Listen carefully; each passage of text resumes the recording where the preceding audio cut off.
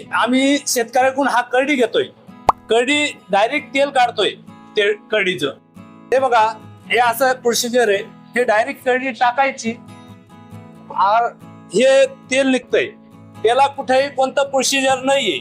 हे असं डायरेक्ट तेल निघतं बघा, आणि एकदम थंड तेल आहे. हे बघा, हे करडीच्या दामामध्ये देतोय. आम्हाला जे राहतं मेन नफा हे आमची ढेप असते.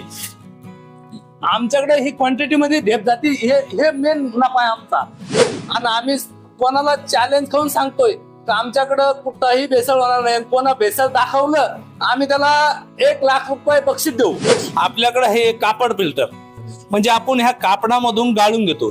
हे एक जाड कापड आहे, हे त्याच्यातला थोडा पतला कापड आहे. कसं तेल आता एकदम फास्ट आहे. कमी कर रे, कमी कर. मी 8वी मध्ये शाळा सोडल्याच्या नंतर मला सगळे शिक्षक लोक म्हणले, तू काय कर, शेतीमध्ये जा, शेती तरी